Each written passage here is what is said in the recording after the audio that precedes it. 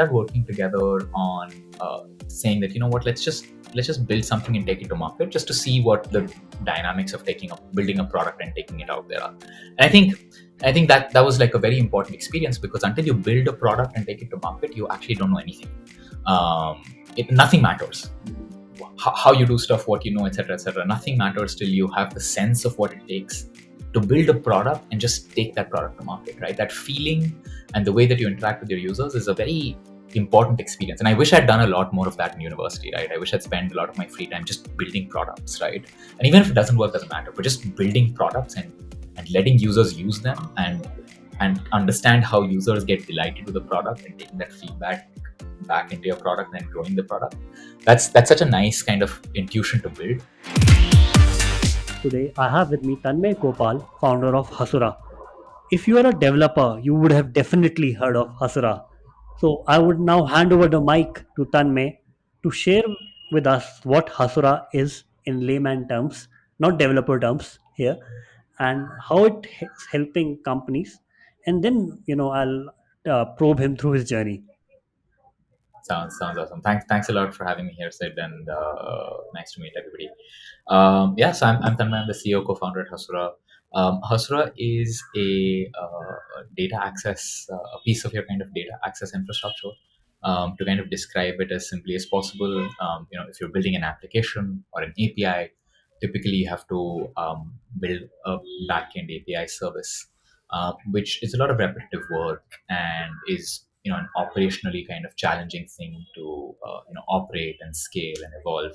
And Hasura kind of automates that piece of your stack. And so what that means is that people are kind of able to build production grade applications and APIs much faster, because this critical portion of their stack has kind of been automated away by Hasura. So we kind of offer data access as a service. This is especially relevant today because in the entire ecosystem we see this kind of massive push towards people who are building more and more applications, right? Whether horizontal or vertical. We see a lot of enterprise innovation where teams inside enterprise are modernizing their applications, they're building new applications, and of course the value of data, the amount of data is continuously exploding, and people are starting to realize the value of the data that they have as well. And especially in that context, to kind of mobilize that data, to use that data to build something, um, you need an API layer, right? And that API layer is a critical part of being able to unlock the value of that data. And that's kind of where Hasura comes in and says, hey, we'll automate this piece for you so that you can focus on your data, you can focus on your domain logic, you can focus on the user-facing application that you're building, and this kind of piece in the middle gets entirely automated. So that's kind of where Hasura operates. The At the core of Hasura is an open source project that we created in 2018, and last year we launched kind of our commercial versions of the project. We launched a on-prem version and a managed cloud service called Hasura Cloud. That's kind of that's kind of where and what Hasura is. Hopefully that makes sense. And Tanmay would like to explore your journey before Hasura, right? If Of you course, can, of course, just give a of glimpse of course. your childhood. What were your passions? Where you grew up? What led you into, Right, development, and then right. being a product geek you are. Wow, I thought you were going to ask me a few years before I started Hasura, but be interesting to kind of go back to my childhood and see what some factors were. So I grew up in Gujarat, um, and I grew up all over the state. My father was in government service, where we would kind of um, I would switch schools every 2 years, every 1.5 years, which was very interesting experience. Which is a very interesting experience for me. I got to meet a lot of different kinds of people, lots of different kinds of ecosystems with different kinds of contexts. I spent I think around the time when I was in middle school or high school, I started kind of really zoning into um, math and science, and the idea of fundamental technology advances that kind of drive the world around us was very appealing to me. I did not obviously understand much, right? But that concept of like a core technical advancement that pushes everybody forward was extremely appealing to me. Um, and and so I kind of started diving deeper into that. I did, I studied. I was very frustrated with the way math was taught. I wasn't good at math initially, and then I decided to not listen to anybody and just kind of work through the math textbooks myself. And that's kind of when I really started enjoying math as well. Um, and well, not arithmetic, but math, algebra, and geometry, and stuff like that. Also, not just arithmetic. I was it was a lot of fun, and kind of my desire to get into that space, kind of started getting founded there. um, in my When I was kind of deciding what to do after my 10th grade, which is usually how it works in India, right? You kind of figure out your path not after doing anything in the real world, but you kind of almost choose your path before you know anything about anything, which kind of is one of those things that sucks about the Indian education system. And so, I wanted to kind of get into pure sciences, and then my parents said that, IIT is a better place, from a lot of points of view. And I was like, I don't know better, so sure. And so then I kind of start preparing for JE. I really enjoyed that phase of my life. Working with people who were extremely good at what they do, um, and kind of being in a peer group that was just massively intellectually enriching during that time. I remember going for a few kind of Olympiad camps and stuff like that, which was just insanely fun. And again, kind of all across the domain, right? Physics, chemistry, math, was really fun. And then, of course, I joined IIT Madras. And when I was kind of deciding kind of what branch to take as well, I had no idea what different branches meant, right? Um, I did not know, right? For example, at that time, something like engineering design would have really appealed to me from if I knew better, right? But at the time, what I kind of understood was that one of the things that fascinated me about the world that we lived in was that we've kind of created this whole computer science kind of this whole technology, software technology domain is very interesting because we've kind of created this abstraction that is entirely independent of physical abstraction. It's as if we have discarded to a large degree, discarded our dependence on real life physics of things, right, and created this entirely artificial universe where anything is possible. And I really wanted to understand how that came to be and what the tech behind that was.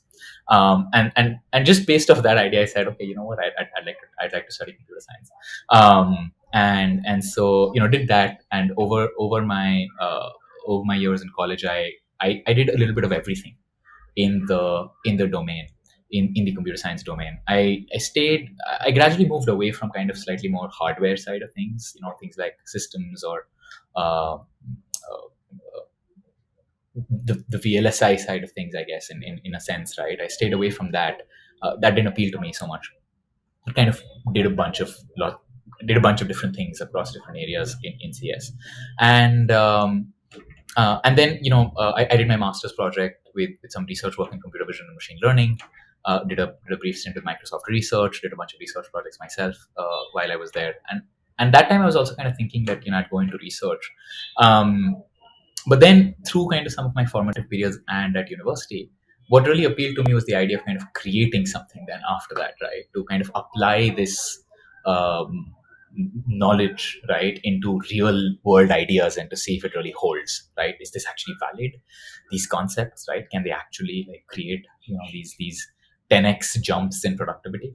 And so that's kind of what I wanted to do. So I didn't sit for placements after university. I decided to and just start my own consulting firm to get a sense of what problems exist in industry, because I had a decent sense of what kind of the theory around different things was. And so I transitioned my work over to DRDO, after from my master's work over to DRDO, and then I kind of moved into just consulting myself. And for the first year or so, I just did like consulting. I did lots of different kinds of projects, especially in kind of the machine learning, data, modern software engineering, big data kind of spaces that were kind of hot around the time, right?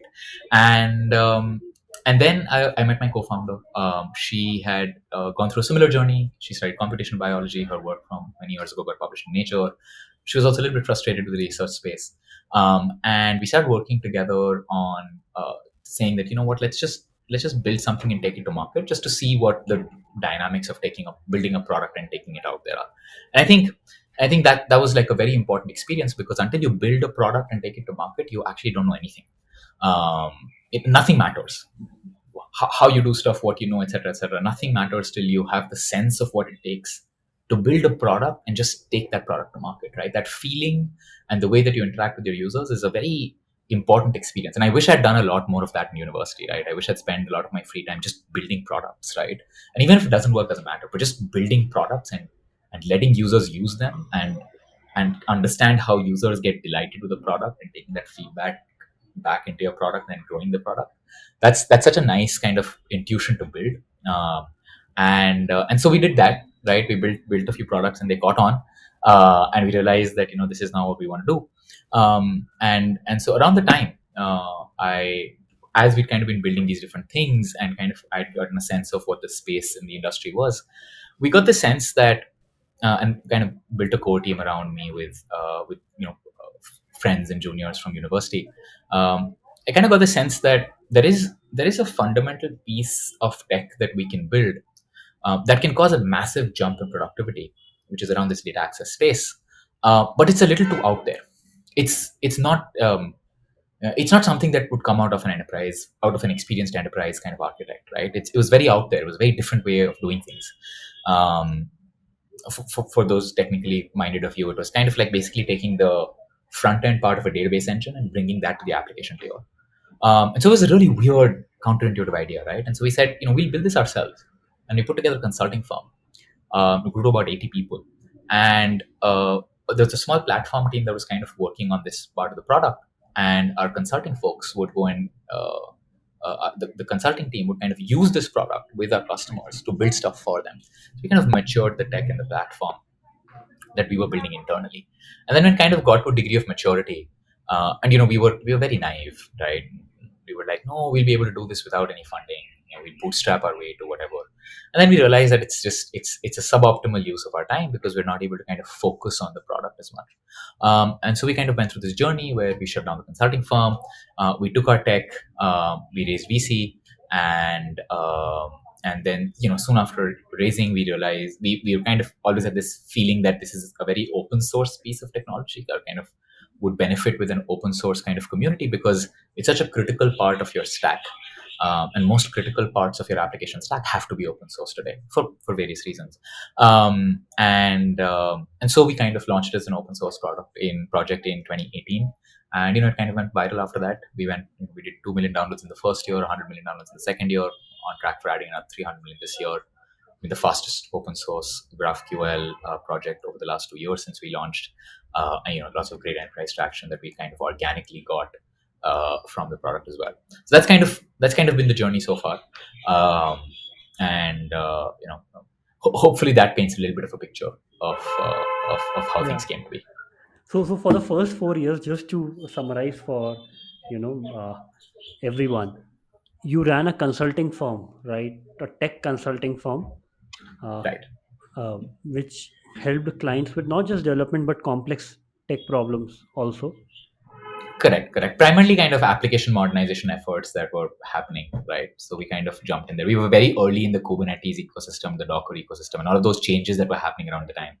So we were the only people who understood that, and so we were one of the few people in the world who understood that. So we kind of used that to help some of the largest companies in the world make their kind of application modernization journey happen, Got. right? And kind of really understand that data access piece. And once you shut down your consulting firm, you went full time into Hasura, and which was an open source Exactly. project. That means that Correct. you couldn't get any income from it to sustain.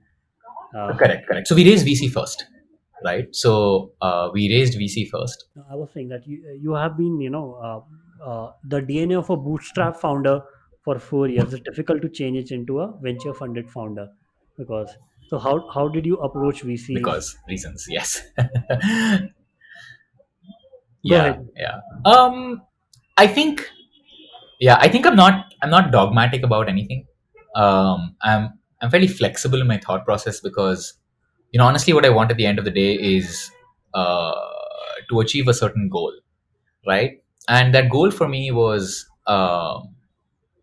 you know, being able to birth this technology and this product into the world and create a tremendous amount of value, capture some of that as business value. That's really what I wanted to do, right? That's really what our core team, what my co-founders, my founding team, the early folks wanted to do. That's actually it. Everything else is implementation detail, right? And so, we're not dogmatic about anything, right? We're just kind of dogmatic about this goal that we have and finding the best people that we can, or finding the best way that we can of achieving that goal. So, when our kind of bootstrapped approach started aging, because the product at the surface of it is very simple in what it does, but is extremely complex in the engineering in it, right? And we were not able to dedicate enough effort uh, to the product, right? And my co-founder Arushi, she took a call and she said, "This is tough. We're wasting a lot of time. How are we going to do this right? We have to raise VC." And so we decided to raise VC first. Um, and a few months after that, we launched this as an open source platform, right? And again, kind of those decisions at the time were again, and our choice of kind of who to work with, etc., was all driven by the fact that we need to find people who will understand this journey, right? And who will be able to kind of align with us in what we want to do, right? So through that kind of VC fundraising process, etc., which the first fundraise is always rather hard for first time founding team, especially for our kind of product. We never compromised on what it is that we're truly doing, right? We were kind of very honest about what we wanted to do and what we were truly doing. So we never added on a business model where there wasn't any. We were very clear about the fact that, listen, what we're doing is a very fundamental jump in productivity for people. Once there's adoption, the place that we sit in the stack, there's enough ways to capture value. How we capture value, we'll figure it out. What the business model will be, we'll figure it out. But at this point of time, what we really need to do is to kind of birth this technology as a product into the world, right? And we need to invest in its adoption. And we never deviated from that, right? Which is why fundraising in the initial stages was hard in India, because that kind of a mindset is not easy to get in kind of the Indian ecosystem, right? It's not mature enough for these kinds of companies. um, and so it was when we kind of partnered with Nikhil and Samir.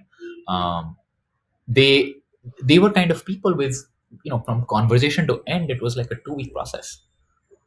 It wasn't longer than that, because they were people who'd kind of seen this space before, who had a feel for what we were doing and who had a feel for this space. And so we just clicked, right? And when we were kind of working on who to partner with, that just went really well. And of course, having them around the table in those initial stages was amazing, because they gave us the time and space to figure out what the best way to kind of take this to market is, or take this to the community is. And so that's kind of what that initial stage was like. And how much time it took you to raise the first $1.6 million? That's the seed you raised, right? Yeah, yeah. I think we were talking. It took us about. It took us about 2 months. I would say slightly more than 2 months, maybe 2 to 3 months actually. Yeah. And how did you find Nikhil from Strive? Like he's based in Singapore, you were based in Bangalore. Oh yeah, because we'd done a developer community thing in Singapore, which Nikhil had attended, and so I think there was an event or a booth or something where we'd kind of first met Nikhil. That was very interesting. It was just total coincidence. And the day you met them, you closed the round in 2 weeks kind of time frame. Yeah, yeah, yeah. So from meeting them, and we'd met them. Oh, we'd actually met Nikhil, I think, a while ago. I'm not sure when the timing was, but Nikhil kept in touch. And then as soon as when we were fundraising, and Nikhil heard about it, Nikhil was like, "Hey, we should do this." Because initially we were kind of only going through our network, right? And then kind of as we realized that people who have a sense of the space and people who have conviction of the space are more important than anything else. And Nikhil had a sense for it. And so Nikhil kind of started that, and then Nikhil introduced us to Samir at Nexus, um, and we hadn't chatted with Nexus with Samir before that. So and then it was just 2 weeks, And and how then much we time it closed it. took Nexus to take the call? 2 weeks Okay, got it. after Nikhil got in touch, introduced Samir to us, and then about 2 weeks. And I think in the most recent round of 25 million, Lightspeed US came in. When did you start monetization during this journey? You mentioned Sometime year last year. before last year. Sometime last year, yeah. So we were open source for 2018 to 2019, um, to 2019 to 2020, and 2020, mid 2020 is when we started monetizing. Just before our Series B is when we started monetizing. Um, yeah, that's kind of when it started. I think we were, yeah, when Lightspeed came on, we were just maybe a month or so into our first monetization efforts. By the end of last year is when we kind of really had our products, our commercial products available at a degree of maturity where monetization started happening. And can you share about the business model of Hasura? Sure. So, the idea with what we kind of do is that we have, I mean, the way the open source ecosystem largely works, and I would say this is probably like the third wave of open source monetization. But the idea is that, so for the first thing is, and why is open source important, et cetera, right? So you kind of go through those questions and whatnot, and then you kind of result in this, you kind of end up with a business model that works for you. Now the reason why I say that we have kind of worked through a different set of dimensions is because what I'm going to say is not the way it should be done, or not the way that it works for everybody, right? It depends a lot on kind of what your open source project is. The number of successful open source commercial companies are not too many in the world. It's not a SaaS playbook. It's not as well known as a SaaS playbook. It's very different. There are the number of open source commercial companies you can probably count on like the fingers of like one hand, maybe two. Um, so it's very different. And so whatever I say, please take that with a pinch of salt. But what kind of worked for us was this third wave of open source kind of monetization that we see, where the idea is that the APIs that developers use on the product is the same. The core of the product, right, which provides developer value to the practitioner, is the same throughout our open source and commercial versions. The commercial version, though, comes with enhancements and value add, especially in the critical path, that adds a tremendous amount of value to the operational folks and to the folks who own the business of the product, not the folks tasked with the building of the product, right? And so that kind of becomes the separation between this, what goes into open source, what goes into commercial. Now the commercial model itself, in terms of the business model around it, there are two. So one is that we have an on-prem kind of enterprise license, which is an annual recurring license. So that's the on-prem version. And then there is a SaaS version, which is a managed cloud offering, right? Which is kind of like Mongo Cloud or Confluent Cloud or Hasura Cloud, where we run the infrastructure for you on our cloud service. And so those are kind of two. So one is kind of enterprise software annual subscription. The other is SaaS, or rather IaaS, right? Infrastructure as a service that you kind of pay for, pay as you go, or you pay with kind of a usage or consumption based billing, and that's kind of how we price the cloud version. Can you share the different milestone and if possible share the current ARR of Hasura? Sure. I can't share the current ARR, of course, but I can share milestones. So I would say that the milestone was, so for an open source company, right? And Samir has a really nice way of putting this, and he calls it, you go from kind of, you first have to get project community fit, and then after that you move towards product market fit. So it's like building two companies. So the first is that you get kind of what is called project community fit, which is that the community really likes your project and they see tremendous amount of value in it, right? So that's kind of the first milestone.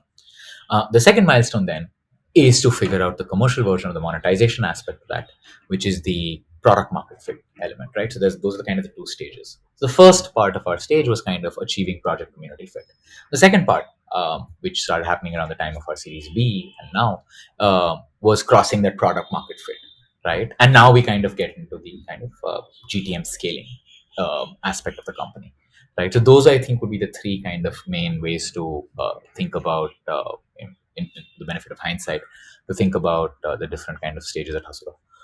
For us, of course, our key checkpoints and milestones were, launching the open source product, that project becoming extremely popular, having our first mission critical users. I remember Fortune 10, Fortune 100 companies reaching out and being like, hey, we're using this for a pretty critical portion of our stack. If this goes down, that application goes down for like a few weeks. Who are you people? Like, is there a commercial version? Do you folks do support? Like, what is happening? And so that was a major checkpoint, because that was what we were looking for. We needed that mission critical adoption to then actually start work on the commercial version of the product. Till then, we decided to not do any work on the commercial side of the product. We were going to wait till we started seeing mission critical adoption, where Hasura was part of an application stack, where the application and the data itself was very valuable, right? Only then does it make sense for us with our kind of product to start monetizing. And so that happened about a year into the open source project release, when we realized that, okay, it's great, we're seeing mission critical adoption.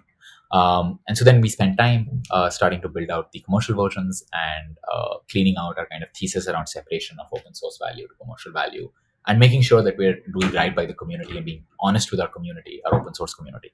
We don't treat the open source community like a hack, right? It's very important to us.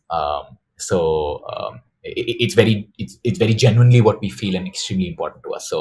How we separate that out, how we do right by our community, how we do right by the business, and ensure that we are setting kind of the foundation for building a massive company. And so that, I would say, is the second stage, when we kind of launched, when after we got mission critical adoption.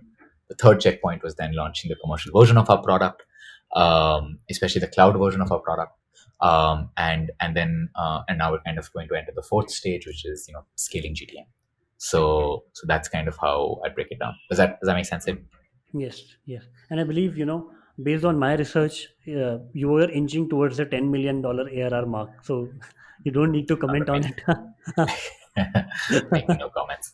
And I think, based, my belief is that, in 2022, Hasura will be a unicorn. Uh, So, again, no comments on any of these aspects. I mean, all I say is we're extremely capital efficient. We have the foundations of a really strong community, a really strong business. Our our runway, from the beginning till now, has always been many years away. It's so fortunate and lucky to kind of be there. So always gives us enough time and space to innovate and to build, both the business and build the product and build the company. So good place to be in rapid growth. But what the market sees and what we do and when we do kind of happens as it happens. I think uh, Postman and Hasura both have like very similar journeys, right? Both you and Abhinav from uh, Yeah, Postman. And I think the number yeah. of users of you and Postman would also be similar at this stage of life. Well, um, at the current stage, I mean, we are. I mean, Postman is of course a few years ahead of where we are, but I would say, maybe at the stage, it's hard to say, right? Like, I understand outside in how they seem like similar companies, but actually they're fairly different. And we talk to Abhinav a lot. He's a great friend, and talks a lot about, helps us kind of work through these stages of the company quite a bit. But the companies are fundamentally quite a bit different, right? I would say Postman is in the category of developer tools which are similar to things like GitHub and Figma, right? So GitHub, Figma, Postman, those are kind of a category of tools. Now, these are tools that are basically design time tools, right? These are tools that are not used in the critical path, but they are used in the life cycle of your project. So, for example, there is no uptime dependency, right? That if, for example, if Postman goes down, your application is not affected, right? Of course, it's serious, it's bad. Like if GitHub goes down, your application is not affected. It's bad, it's going to affect productivity tremendously, right? But it's not critical path. So that's kind of one category of tooling, right? One category of products. And the kind of monetization journey for those kinds of products is a little bit different, right? And the user adoption and the funnel and the workflow and etc. is quite different. We are kind of in the category of tools which is cloud infrastructure. So we are kind of more similar to AWS or Cloudflare, and to kind of take examples from the open source domain, things like Mongo or Kafka, right? That's our that's kind of our space. So this is very different because this is infrastructure, right? This means that if, for example, the infrastructure component goes down, your application goes down, right? So there's a different set of constraints, and there's a different kind of monetization that emerges for those kinds of tools, which is very different from the kind of user adoption and monetization funnel that design time tools have. And again, it's not like one is better than the other. They're both extremely good and they're both extremely hard in their own ways. And both extreme foundations, both can lay the foundations of extremely massive companies in their own kind of different ways. But they're kind of fundamentally different from that aspect. So outside in, it kind of seems like yes dev tool, but actually it's not, right? Actually, it's very different. It's similar, but also very different. Yeah. I was comparing from the user point of view. Like you have currently, let's say, 400 million users, right? Right. Well, I think again for open source infrastructure, the correlation to users and downloads is a little bit harder to say, right? Because so that's not the it's again not apples to apples there. Yeah, for a so so so that wouldn't be a metric that we would look at. We don't look at number of users as a metric. We look at number of projects as a metric, right? Like how many projects are being deployed in Hasura. That is a metric for us.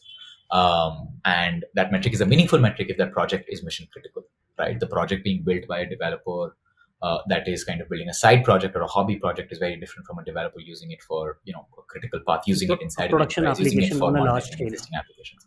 Exactly, right? So there's many different grades of it.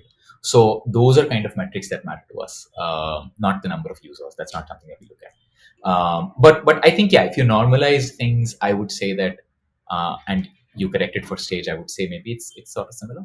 Um, but uh, uh, but that's not a comparison or benchmark that we think about inside out.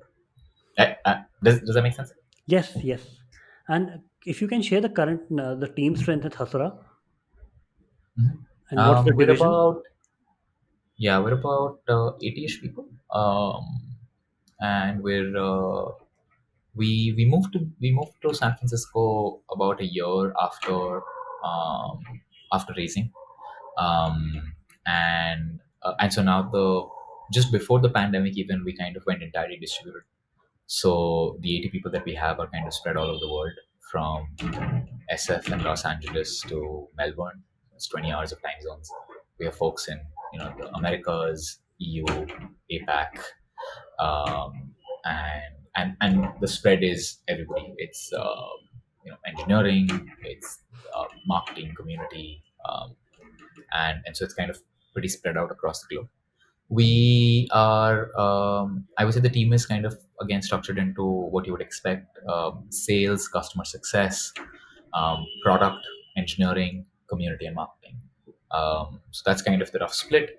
The largest is, of course, engineering, which is slightly more than 50 people. Product, which I lead, which is about 5 people. Customer success, which is about another 5 people. Sales, which is 3 people. Community marketing, which is about 10 people. So that's roughly the team split.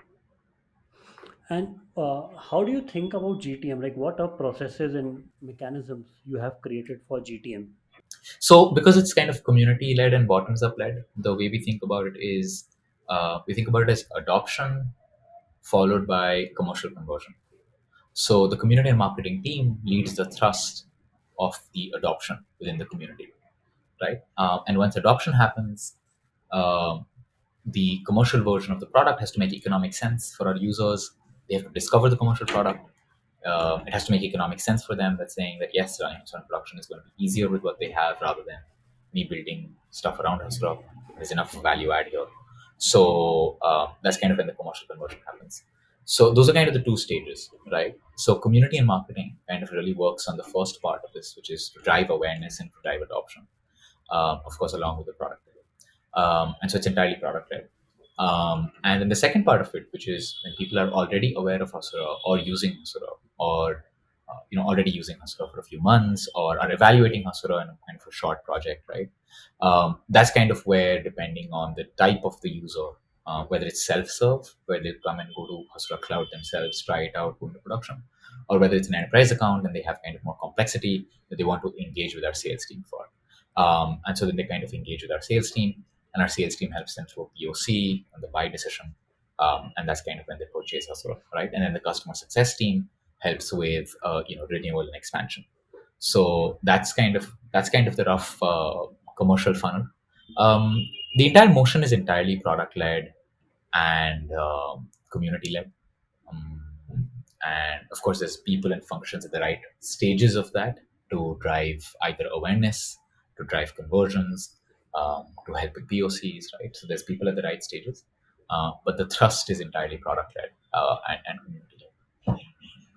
So, for example, if my understanding is right, if Hasura is being deployed in enterprise applications and the production, then your team reaches out them to for commercial application, right? For Yeah. support. Usually, our users reach out to us directly.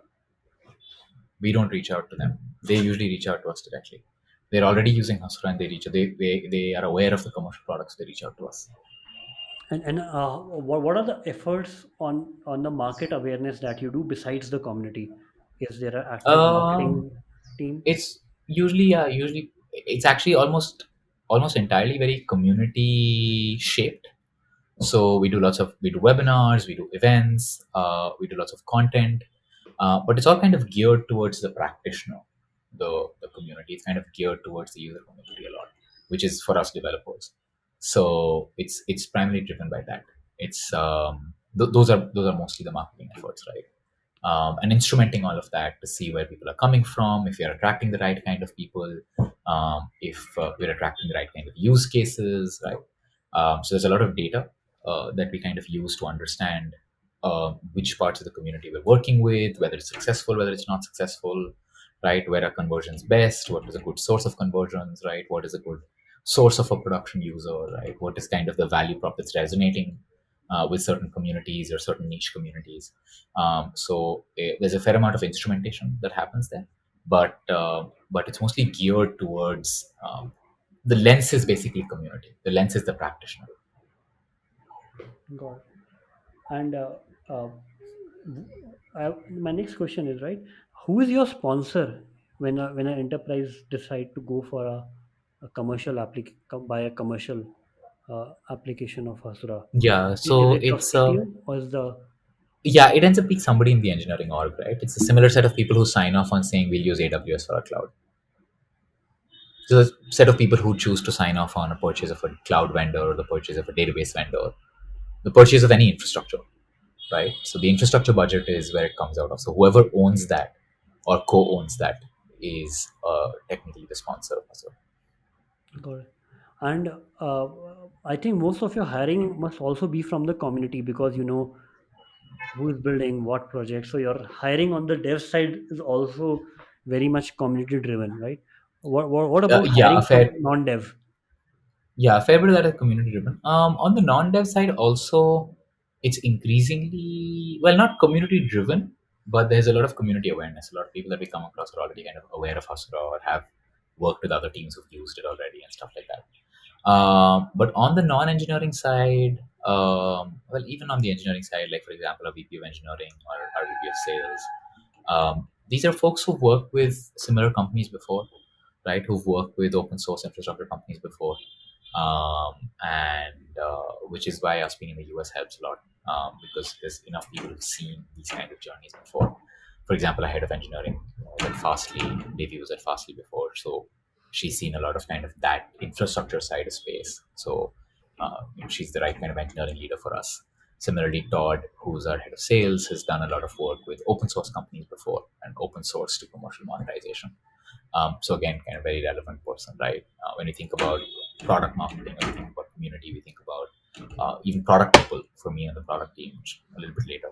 Um, People who've kind of been in that space before are very, very, very useful for us. So, if I had to ask you, right, did you had mentors to build out, the entire journey, or it was through a series of making your own mistakes, learning from them? Because what I'm trying to understand is there a template which can be used for entrepreneurs building for open source, like some raw structure there? Uh, That's a very good question. Um, so I have slightly controversial points of view when it comes to things like this.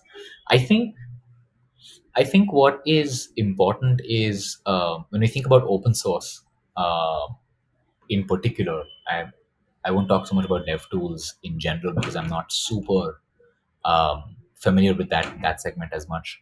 But when we think about open source in particular, I think it's really important to understand the why you are doing it as an open source thing, right? That aspect is extremely important.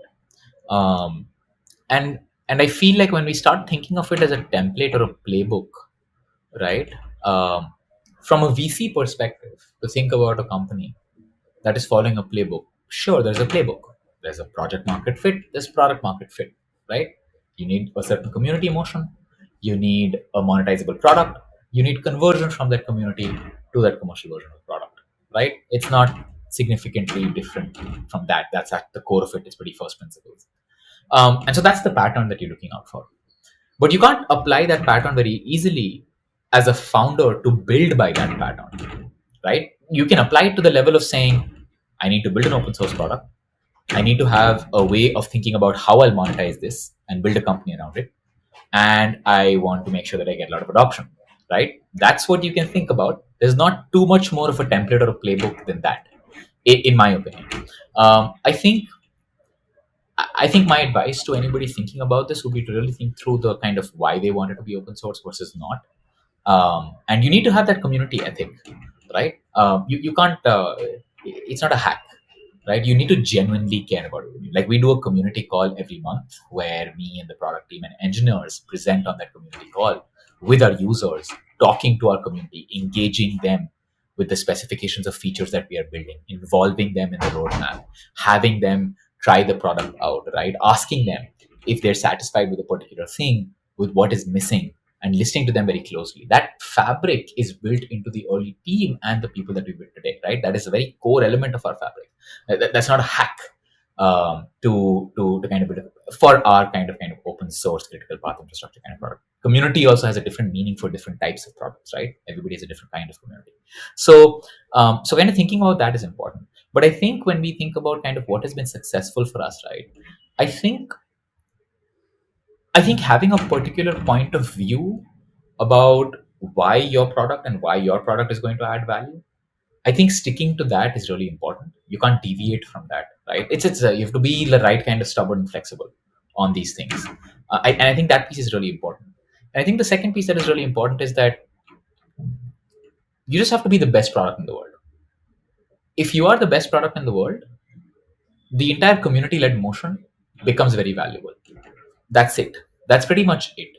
If you are the best product in the world at what you do, right? And you have the people who can talk about that as well, right? And take it to community. That's a good starting point, and that's helpful, right? Once you start off with that, especially the nature of developer communities and user communities is that they talk to each other a lot, right? People read reviews, people do things, so the word spreads very quickly.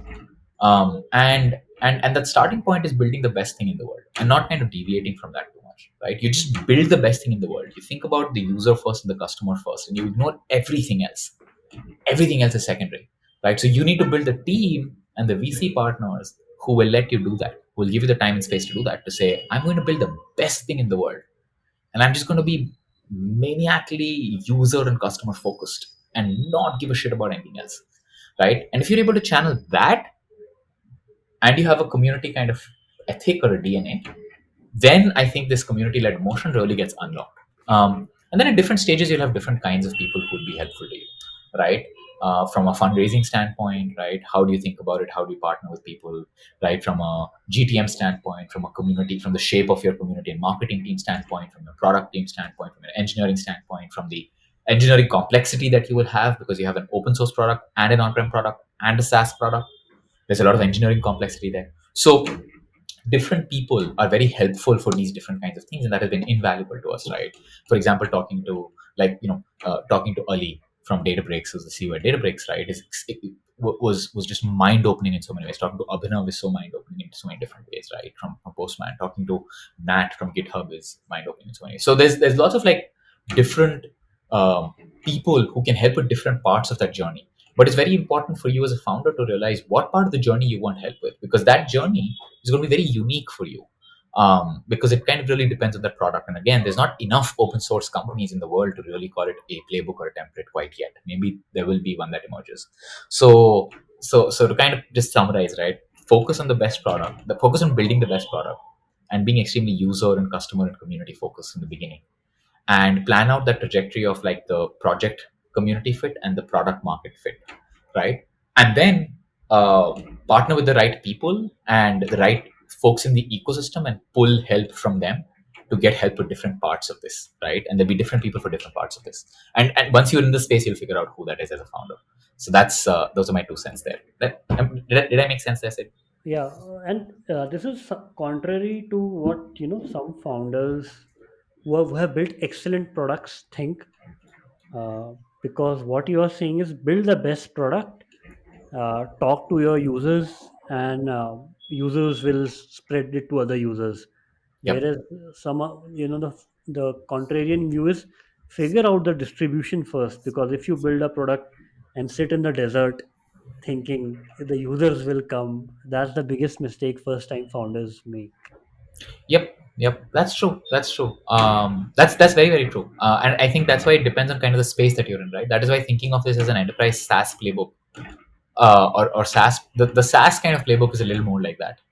Figure out the distribution and the product, right?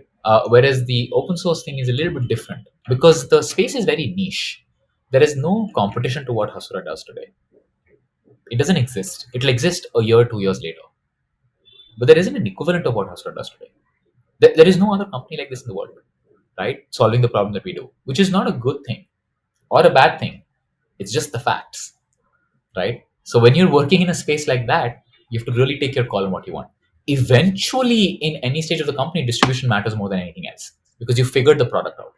But in those early stages, distribution will come because of community. So distribution is already baked into the fact that you're a community-led product. So that's already there. You have distribution figured out.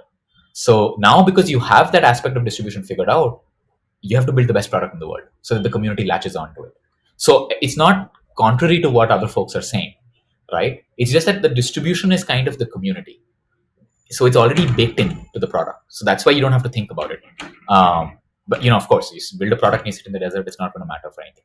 So it is both. You are being community led, and if that's the case that's happening, then build the best product in the world. The community will come because it is community led. So it's sort of the same thing as what folks are saying. In your estimate, how many open source companies whose main product is open source would be there in India, and how many in the world? Hard for me to say. I'm not terribly.